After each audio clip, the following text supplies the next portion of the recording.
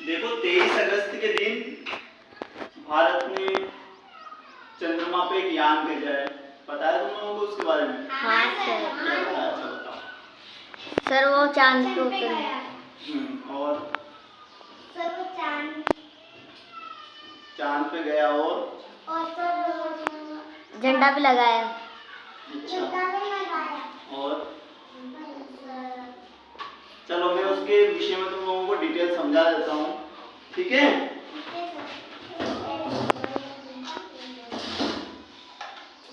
उसका उस जो मंगल स्टेशन अपने चंद्रमा पे गया है यान, उसका नाम पता है सबको? क्या नाम था उसका? चंद्रयान 3। क्या नाम था? चंद्रयान 3।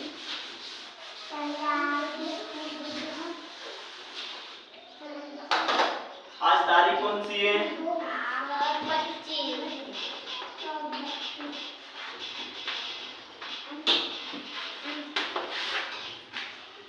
25 तारीख है ना?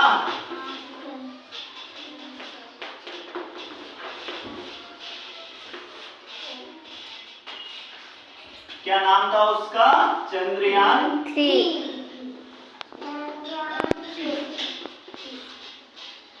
ठीक है, चंद्रयान 3। वो कहाँ उतरा? चंद्रमा के दक्षिणी ध्रुव पर। कहाँ पे? दक्षिणी ध्रुव। देखो चंद्रमा में बना के बताता हूँ तुम लोगों को। चंद्रमा क्या है? पृथ्वी का एक उपग्रह है। यह पूरा ग्रह नहीं है, उपग्रह है। जैसे कि अभी मैं बना देता हूँ तुम्हारे सामने सूर्य। ये क्या है? सूर्य। हमारे सौर मंडल में सबसे केंद्र में, सबसे बीच में क्या है? सूर्य। सूर्य। उसके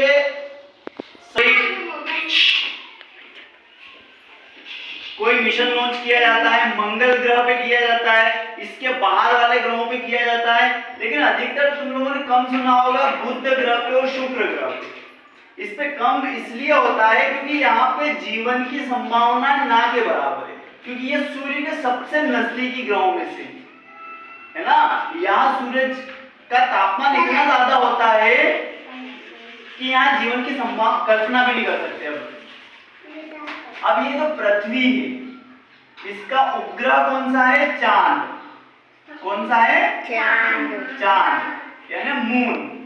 और कितने मून है अपने पृथ्वी के पास? सिर्फ एक ही मून है ना। और सबसे ज्यादा मून किस ग्रह के पास है? पहले था बृहस्पति के पास। उसके पास में 67 चांद थे। बृहस्पति के पास कितने चांद थे? 67। लेकिन अब शनि जो ग्रह है ना, उस पे चांदों की संख्या खोजने में पता चला है कि 100 से ज्यादा चांद है उसके पास में। 100 से ज्यादा। ठीक है, तो अपन बात कर लेते हैं अपने चांद की, क्योंकि चंद्रयान कहाँ गया है? अपने चांद पे गया है, ठीक है ना। आवाज नहीं। अब देखो पृथ्वी अपने अक्ष पे घूमती है ना। पृथ्वी ये देखो, ये ग्लोब है ना, ये पृथ्वी है पूरी की पूरी। और ये कौन से आकार की है? गोली आकार की है ना। ये अपने अक्ष पर घूम रही है। अब ये जैसे घूमेगी ना, अब ये यहां से घूमना शुरू करेगी और वापस इसी बिंदु पर आएगी, तो उसको यहां से घूमकर वापस उस जगह पर आने में 24 घंटे का समय लगता है। तब जाके एक दिन और एक रात होते हैं, ठीक है। और ये अपने अक्ष में ऐसे भी घूम रही है और ये फिर धीरे धीरे ऐसे भी घूम रही है, इसका सूर्य के चारों तरफ भी घूम रही है। तो इस पृथ्वी को अपने अक्ष पे यहाँ से यहाँ घूमने में 24 घंटे लगेंगे और यहाँ से पूरी परिक्रमा करने में 365 दिन लगेंगे। इसीलिए एक साल कितने दिन का होता है?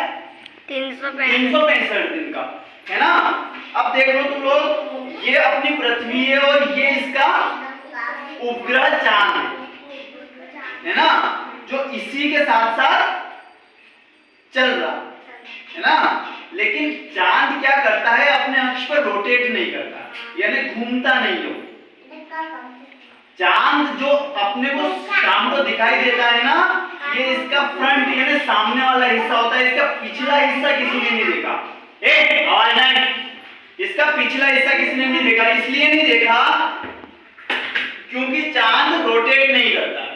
क्या नहीं करता है? रोटेट यानी घूमता नहीं, इसलिए वो उसका एक फ्रंट साइड दिखता है, उसका बैक साइड यानी पीछे का हिस्सा नहीं दिखता। और जो ये चंद्रयान है, ये कहां पे गया है? इसके पीछे वाले हिस्से में यानी दक्षिणी ध्रुव पे, जो अपने को नहीं दिखता है ना, इस हिस्से पे गया है।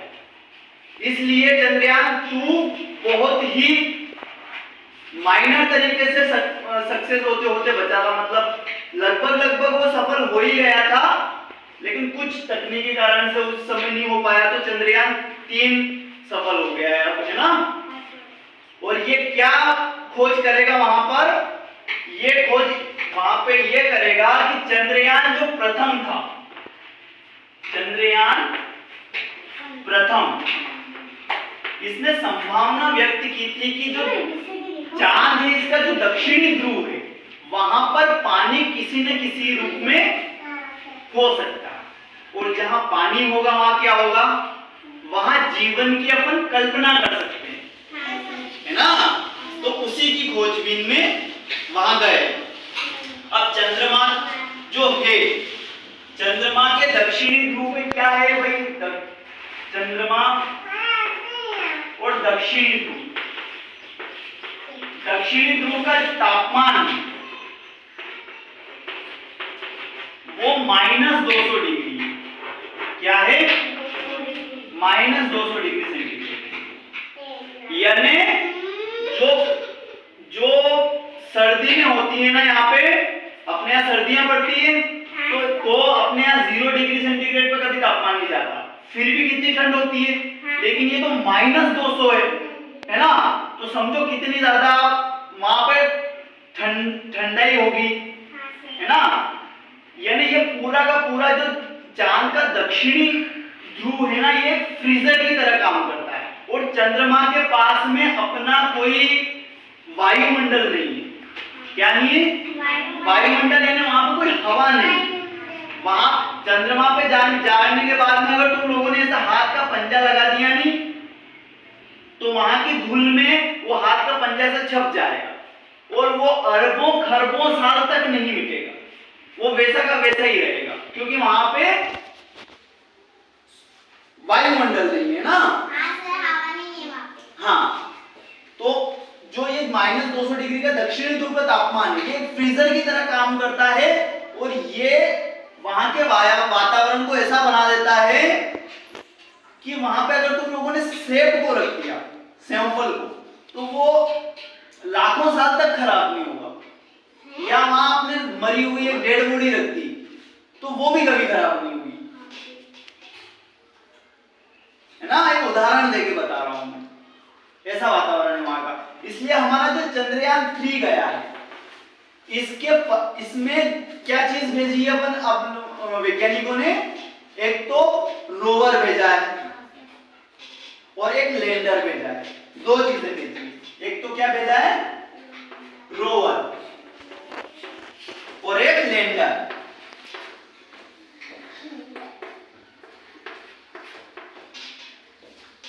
ऑर्बिटर जो है, ऑर्बिटर वो चंद्रयान 2 का ही काम आ जाएगा, क्योंकि चंद्रमा की कक्षा में, चांद की कक्षा में वो पहले से ही घूम रहा है चंद्रयान 2 का,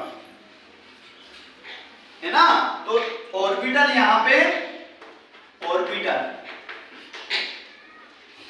चंद्रयान 2 का,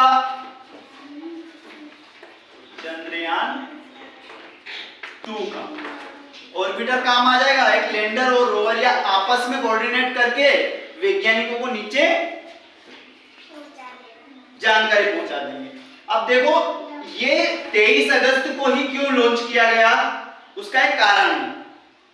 क्योंकि जो ये चांद है, ये अपने अक्ष पर रोटेट नहीं करता, इसलिए यहाँ का एक दिन और एक रात अपने यहाँ जैसे नहीं होते। पृथ्वी के 14 दिनों के बराबर वहां एक दिन होता है, अपने यहाँ 14 दिन और रात हो जाएंगी ना, इतना वहां पे एक दिन होगा। यानी 14 दिन का वहां पे दिन होता है और नेक्स्ट 14 दिन की वहां रात होती है। यानी 28 दिनों का एक दिन और रात होता है। क्या होता है? 28 दिनों का एक दिन रात होता है। एक दिन और रात। आया समझ में अब? है ना? अब ये चंद्रयान 3 जो है ना, ये लॉन्च कब किया गया था?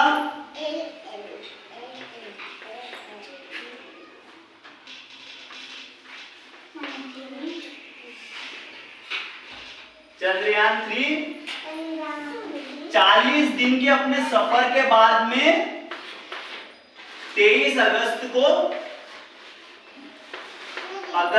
ये चांद की कक्षा में स्थापित हो गया। चांद की कक्षा में स्थापित हो गया, है ना? या चांद की कक्षा नहीं कहे, चांद की जमीन पर उतर गया। चांद की जमीन पर उतर गया। ठीक है?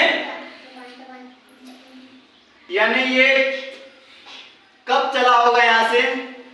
यानी इसका जो फर्स्ट ये था लॉन्चिंग, वो कब की थी? 14 जुलाई, है ना? 14 जुलाई की थी। 14 जुलाई 2023 को ये लॉन्च किया गया था। अब देखो चंद्रयान 3 में जो एक चीज का बदलाव किया गया है, चंद्रयान 3 में वो बदलाव किया गया है कि चांद के ऊपर वातावरण तो है नहीं, है ना? भाई इतना ज्यादा पैसा खर्च किया है वैज्ञानिकों ने या भारत सरकार ने, तो उन्होंने जो रोवर भेजा है इस पे चांद पे, उसके पहियों में अशोक चिन्ह और इसरो जिसने इसे भेजा है उन दोनों के चिन्ह लगा दिए। किसके? एक तो अशोक चिन्ह है ना। अपना भारत का राष्ट्रीय चिन्ह कौन सा है? हाँ, भारत का राष्ट्रीय चिन्ह कौन सा है? अशोक चिन्ह। और दूसरा है इसरो जिसने इसे भेजा है, इसरो, है ना? ये इसरो एक है ना, ये अंतरिक्ष, यानी इसका फुल फॉर्म है इंडियन स्पेस रिसर्च ऑर्गेनाइजेशन, है ना?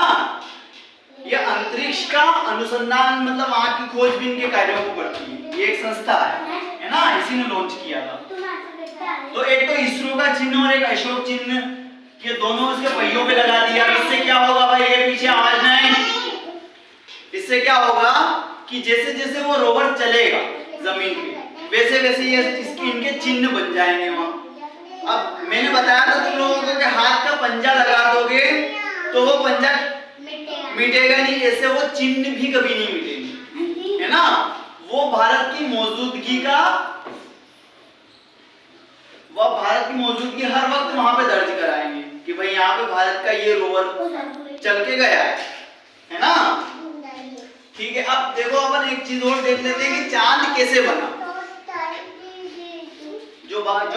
ये इसका अपने पृथ्वी का जो चांद है ये कैसे बना, तो इसमें बताया जाता है थ्योरी में कि जो पृथ्वी है यानी ये, इसके ऊपर एक बहुत बड़ा सा एस्टेरॉइड आके टकरा गया, यानी उल्का पिंड आके टकरा गया, और उसकी वजह से हमारे चांद का निर्माण हो गया, है ना? एस्टेरॉइड इतनी खतरनाक तरीके से टकराया था कि उससे जो निकला मलबा था उससे एक चांद का निर्माण हो गया, है ना?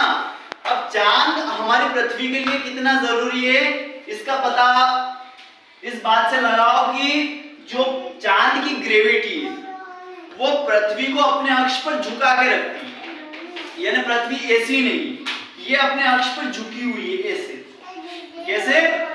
ऐसे। और यहाँ पे चांद होता है, और ये किस कारण होता है? चांद की ग्रेविटी के कारण ये अपने अक्ष पे झुकी हुई है ना? आया समझ में? ठीक है, इतनी इतनी बात आ गई समझ में? हाँ सर। अब नेक्स्ट आगे बढ़ते हैं अपन। रोक ले बेटा थोड़ा, बैठ जा। अब जब हम और 23 अगस्त 2023 को जब ये चंद्रयान 3 का रोवर चंद्रमा पर उतरा दक्षिणी ध्रुव पे, तो भारत ये कारनामा करने वाला देश का विश्व का सबसे पहला देश बन गया। इससे पहले दक्षिणी ध्रुव पे कोई नहीं गया था। लेकिन हुआ क्या, थोड़े दिन पहले जैसे हमारा चंद्रयान 3 उतरने वाला था, उससे कुछ दिन पहले ही रूस ने एक मिशन लॉन्च किया। किसने? रूस ने, लूना 5। और ये लूना 5 चंद्रमा के दक्षिणी ध्रुव पे ही उतरने के लिए उन्होंने लॉन्च किया कि पहले देश हम बन जाते हैं। पीछे आवाज नहीं है ना, इसलिए लॉन्च किया उन्होंने, बिना तैयारी के लॉन्च किया। तो उससे हुआ क्या कि ये लूना 5 लॉन्चिंग समय से पहले ही चंद्रमा पे जाके क्रैश हो गया, है ना। ये मिशन पूरा नहीं हो पाया, इसलिए रूस का जो लूना 5 था वो असफल रहा। असफल। ठीक है, तो अब पहले नंबर पे कौन है? भारत है, जो चंद्रमा के दक्षिणी ध्रुव पर पहुंचने वाला पहला देश बन चुका है। अब सबसे अमेजिंग फैक्ट मैं ये बता देता हूं तुम लोगों को कि इंटरनेशनल एक ऐसी संस्था है क्या, जो चांद पर जमीन बेचती है। चांद पर जमीन बेचती है, जैसे यहाँ पे अपने यहाँ जमीन बेची और खरीदी जाती है ना, ऐसे चांद की जमीन को वो बेचने का काम करती है। एक संस्था है जिसका नाम है इंटरनेशनल लूना सोसाइटी। क्या नाम है उसका? International Luna society. लिख देता हूं मैं यहाँ पे, इंटरनेशनल